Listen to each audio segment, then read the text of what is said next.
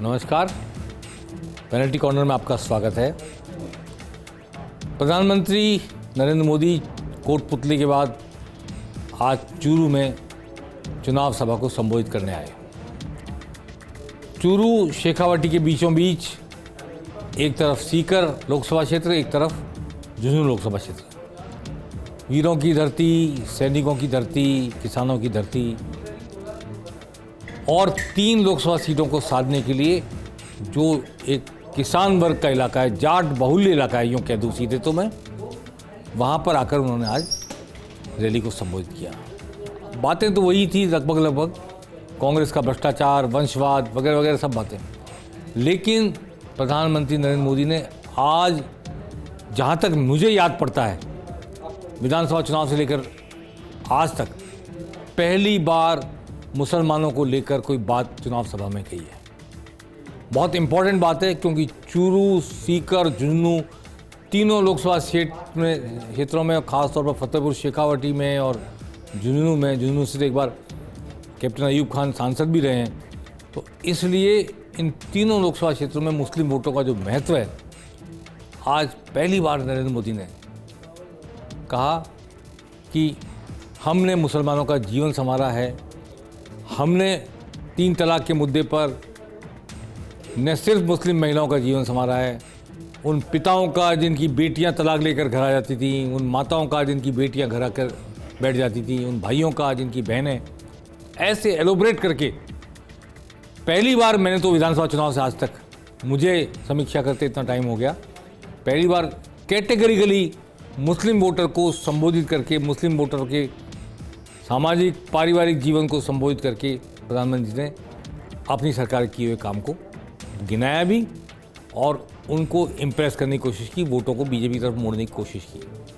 बाकी भ्रष्टाचार को लेकर जो कुछ वो कहते रहे हैं, फिर कहा और लोगों से पूछा कि भ्रष्टाचार के खिलाफ कार्रवाई करूं नहीं करूं, और लोगों से हामी भरवाई।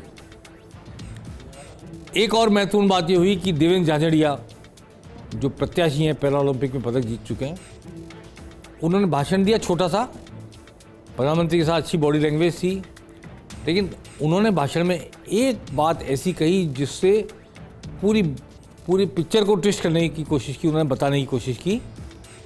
एक नज़रिया पेश कर दिया एक लाइन में उन्होंने। वो नज़रिया ऐसा कि मैं यहाँ मंच पर हूँ, राजनीति कर रहा हूँ, वोट मांग रहा हूँ, और मेरी माँ खेत में फसल काट रही है। एक सेंटेंस, लेकिन उसने एक भावुक अपील कर डाली। आइए सुनते हैं क्या क्या प्रधानमंत्री नरेंद्र मोदी ने और क्या कहा देवेंद्र झाझड़िया ने। 3 तलाक पर कानून हमारी मुस्लिम बहनों की मदद कर रहा है, और मेरी मुसलमान माताएं बहनें समझे, ये 3 तलाक आपके जीवन पर तो खतरा था ही था, मेरी मुस्लिम बेटियों के सर पे तलवार लटकती रहती थी। मोदी ने सिर्फ मुस्लिम बहनों को नहीं, सभी मुस्लिम परिवारों की जिंदगी को बचाया है। लोकसभाओं में महिलाओं के लिए आरक्षण का कानून भी संसद ने पारित कर दिया है। कांग्रेस के एक सांसद के पास से एक जगह पर से 300 करोड़ का खजाना मिला है, और क्या क्या होगा वो तो अभी खोजना है। 10 साल में अकेले ईडी ने भ्रष्टाचारियों से 1 लाख करोड़ रुपए से ज्यादा की संपत्ति जब्त की है। और मैं आपसे पूछता हूं, ऐसे लोगों पर कार्रवाई होनी चाहिए कि नहीं होनी चाहिए? ऐसे लोगों ने जिंदगी जेल में बितानी चाहिए कि नहीं बितानी चाहिए?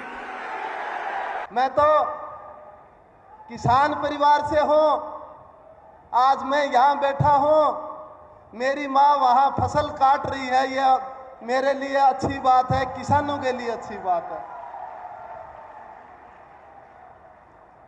डोर टू डोर जा करके मैं मिला हूं लोगों से, यहाँ की समस्याएं देखी हैं, क्योंकि मैं तो किसान फैमिली से हूँ। युवाओं की बहुत उम्मीद है यहाँ पे, और मैं मंच के माध्यम से कहना चाहता हूँ, आज तक आपने कभी भी मुझे किसी काम के लिए मना नहीं किया, ये मेरा सौभाग्य है। प्रधानमंत्री नरेंद्र मोदी ने कैटेगरिकली शेखावाटी के इन 3 लोकसभा क्षेत्रों की हृदय स्थल पर भाषण देते हुए मुस्लिम परिवारों को 3 तलाक के मुद्दे पर संबोधित किया। और भी उन्होंने बहुत सी बातें कही, पिता के लिए, भाई के लिए, माँ के लिए, सबके लिए सुकून की बात है कि 3 तलाक बंद हो गया। वो इसी का एक्सटेंशन था, एलोब्रेशन था, लेकिन ये एक सिग्निफिकेंट चेंज है पॉलिटिक्स में। इसका मैं जिक्र इसलिए कर रहा हूँ, इससे पहले बीजेपी के विधानसभा चुनाव अभियान में और लोकसभा के चुनाव अभियान की शुरुआत में भी मुस्लिम परिवारों का, मुस्लिम वोटों का, मुस्लिम बहनों को आकर्षित करने का कोई प्रयास कभी नहीं किया गया था। अब मैं आता हूँ, कल प्रधानमंत्री फिर आएंगे जयपुर, राजस्थान आएंगे और पुष्कर जाएंगे, तीर्थराज पुष्कर, ब्रह्मा की नगरी।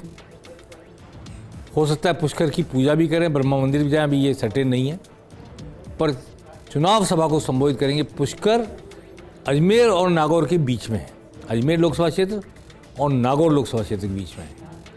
तो नागौर लोकसभा क्षेत्र के किसान वर्ग के लोग और पुष्कर में अजमेर लोकसभा क्षेत्र के लोग, किशनगढ़ से और जितना कह सकते हैं कि नसीराबाद से, अजमेर शहर की सीट, दोनों सीटों से बहुत सारे लोग आएंगे। और एक और सीट वहाँ कवर हो सकती है, क्योंकि डेगाना और मेड़ता जो पुष्कर के करीब है, नागौर जिले में आते हैं, लेकिन वो राजसमंद सीट के हैं।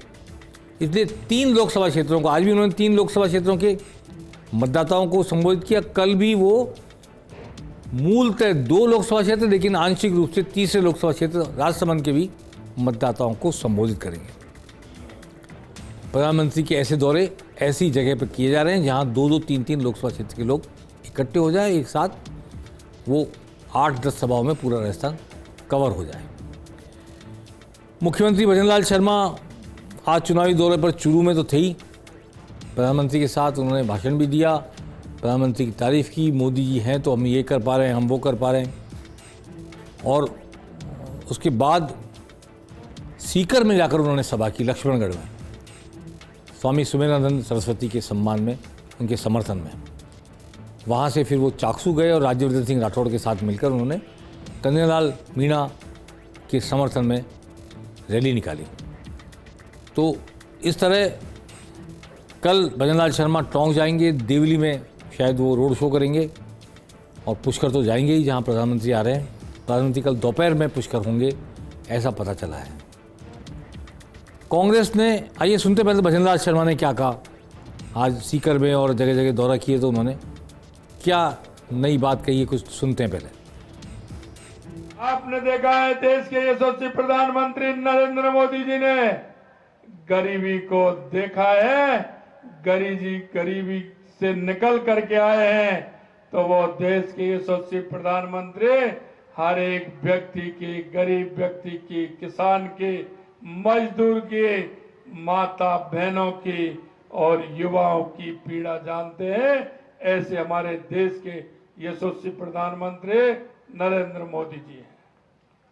उनको पता है कि गरीब की हालत क्या है, किसान के किस तरह की हालत है। और किसान जब काम करता है, अपने बच्चे को पढ़ाता है, तो कैसे कैसे